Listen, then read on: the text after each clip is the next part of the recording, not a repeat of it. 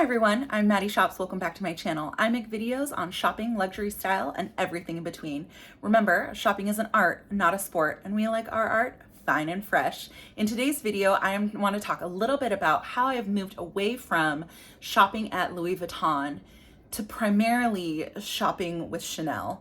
If you've been following my videos for a long time, you're probably familiar with how my collection has sort of evolved over time, up really until last summer. I was a very big Louis Vuitton girl and not super into Chanel. And that kind of changed over time for a few reasons.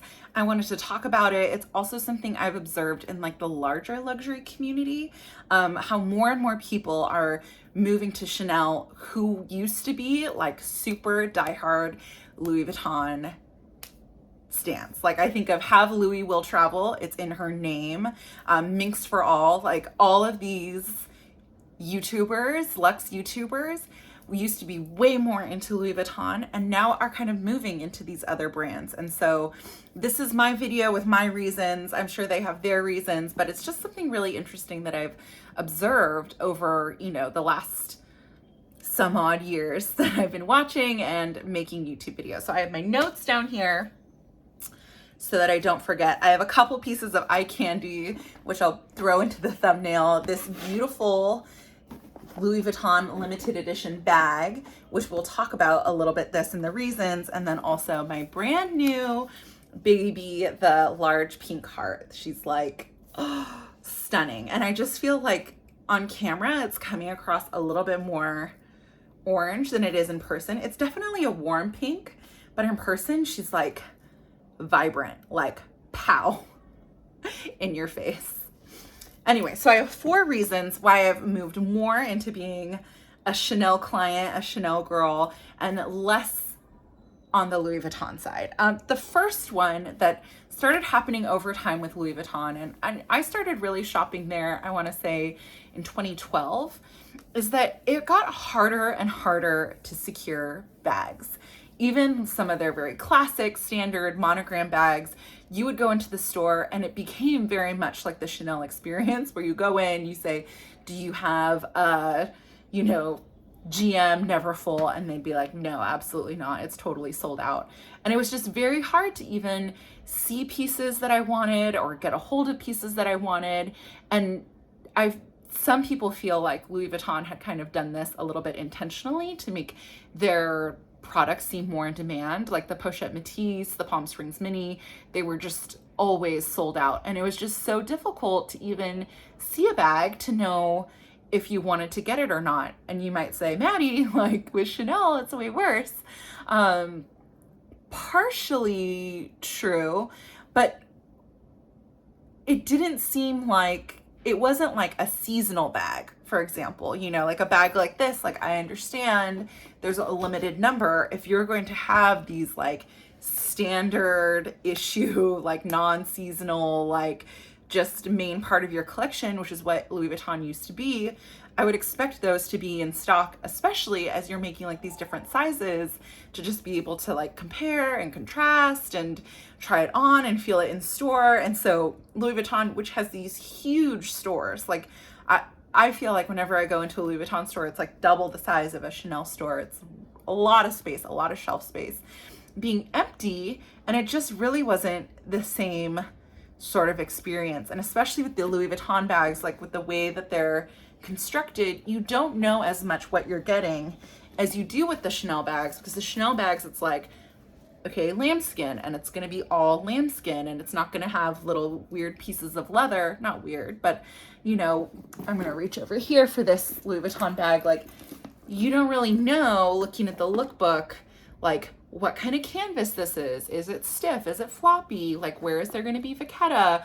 What is the hardware going to be shiny and pretty, or is it going to be kind of that duller hardware? Like, there are these weird quirks kind of with Louis Vuitton bags that makes it very difficult if you're not able to shop it in person. And just noticing over time more and more, that wasn't the experience. And so that kind of started to like turn me off from even going into the store to be inspired to see something to shop, let alone like overall having a plan. The second reason I started moving from Louis Vuitton into Chanel is originally when I started shopping luxury, you know, the price disparity between Louis Vuitton and Chanel, it was like big price disparity. Louis Vuitton canvas bags you could get for under $1,000, where Chanel was several $1000s. I was younger, I was earlier in my career, but over time, Louis Vuitton has pushed more and more leather bags, which is great and they're beautiful. But if you go on the Louis Vuitton website, the LV twist is $5,000. Like, that is a Chanel bag. And so then it really starts being apples to apples, you know, like with each step, with the availability of the bag. Okay, now it's a little bit more apples to apples to Chanel. With the price of the bag, it's like, oh, now it really is kind of like an either or situation. You can compare it, like the LV twist, the Capucines, like all of these leather bags that they started pushing while retiring bags like this at the lower price point really just put them on par with Chanel, where you're like, well, do I want a twist or do I want a Chanel mini or a Chanel heart or something like that? Really made it harder to justify, you know, the Louis Vuitton experience. The third reason is also kind of has to do with this transition that they did from canvas to more leather bags.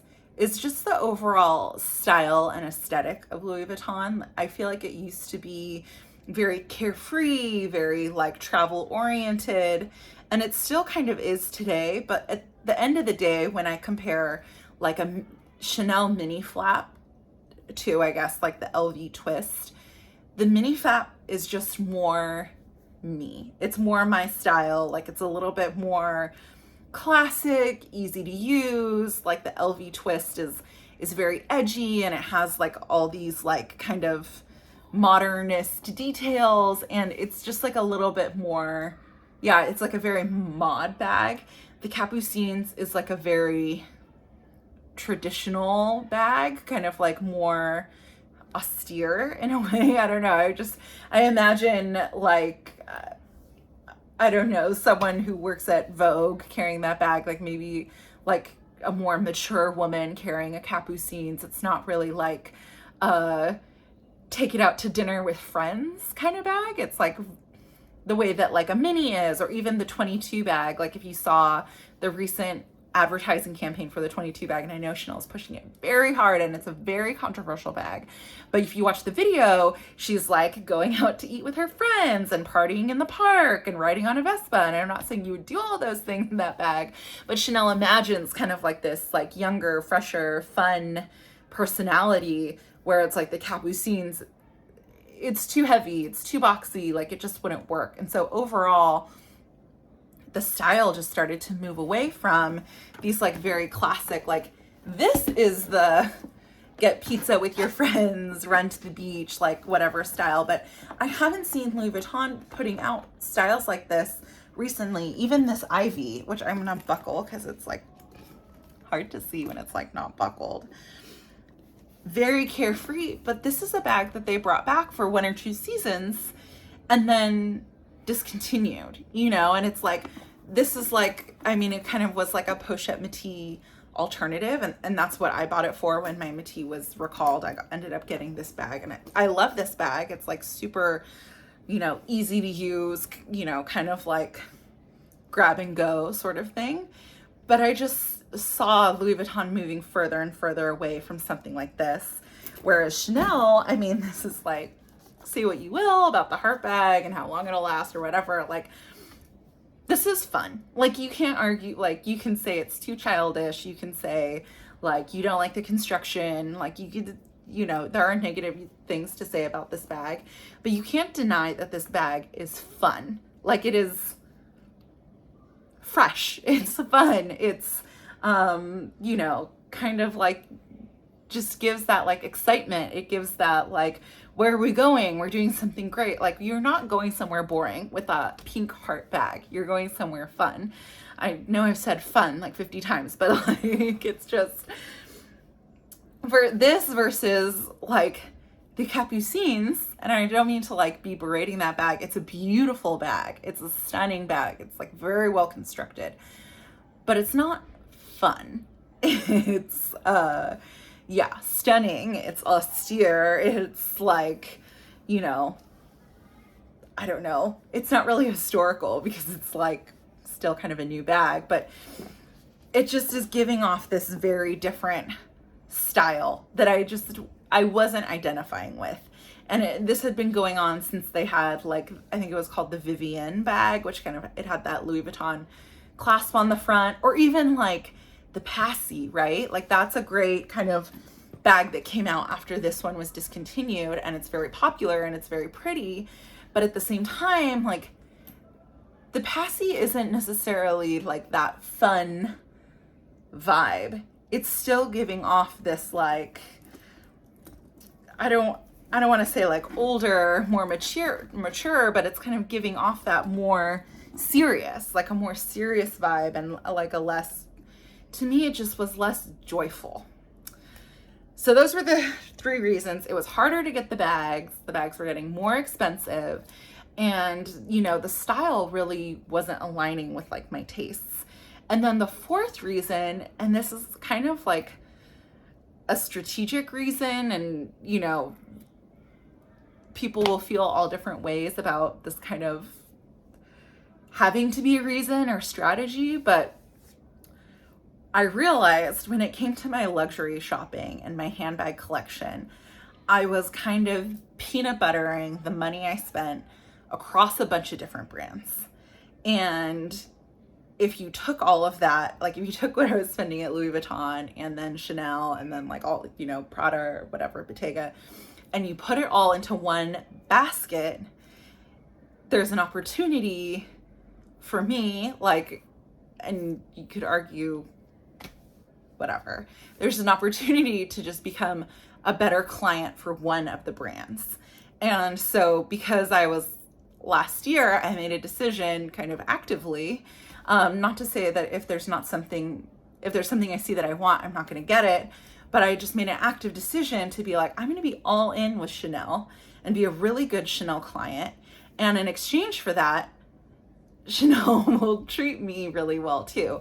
And so that kind of solves the, it's hard to get bags problem, because with Chanel, like it's hard to get, but it's like the more you buy, the easier it becomes. So it's kind of like this catch-22 where if you're not already shopping with them, it's like hard to get in the game. And like the game is like not a good thing. Like, hate the game, don't hate the player, but I'm definitely playing the game when it comes to Chanel. I mean, obviously, like this didn't just drop out of the sky. Like you guys saw all the bags that I bought the last 9 months so that my SA could convince his manager to secure this for me. So that was like the 4th reason, was like, okay, if I look at the brands overall, and a woman only needs so many bags. I know it's like coming from me, who has a ton of bags, but there are only so many handbags I can buy. So if I look at all that each brand has to offer, like Louis Vuitton, I'm not interested in the clothing. Like I had a couple pairs of shoes, they didn't fit me super well. Like the jewelry, if you think Chanel jewelry is like losing stones and falling apart fast, like do not try Louis Vuitton jewelry. Like, I mean, lots of it is cute, but I'm just comparing it apples to apples to me. And then the overall style, like I'm just not an Hermes style person overall. And I actually really pulled away from that brand. Chanel was just the obvious one to kind of like index on, where I'm like, I like their clothes. I could see myself wearing them. Like they make bigger sizes. Their shoes all really fit me very well. You know, I like their jewelry. They have a fine jewelry collection, like and then the bags appeal to me the most. And if I put all of my eggs in one basket, so to speak, getting the bags that I want will be easier to get. And so all of that, those are the 4 reasons why I kind of have moved away from Louis Vuitton more into a Chanel world. So yeah, hopefully this video was helpful. I know that, you know, people have all different opinions on this kind of stuff. I still love, you know, the heritage of the Louis Vuitton brand. I still love a lot of their bags that they're putting out, and I love the bags that I already have. I just don't see myself acquiring a lot more in the future, especially because I've kind of like, I've picked my horse in this race. And I'm having a lot of fun doing it, and I truly do love the bags, and I just, like I said, you can feel what you want to feel about this bag, but it just makes me so happy. And I think like at the end of the day, like that's the important thing, like strategy, whatever, all that stuff aside, is like just buy what you love. But I think having a strategy to get what you love is kind of like the key. So hopefully this video is helpful in that way. I hope you all have a really great day. Thank you for joining me. I have an Instagram, Maddie Shops. So if you don't already follow me there, go check it out. It's just same as my YouTube name, Maddie Shops altogether. And I'll leave you with this thought, you know, Chanel doesn't lower their prices, so don't lower your standards. All right, guys, have a great day. Bye.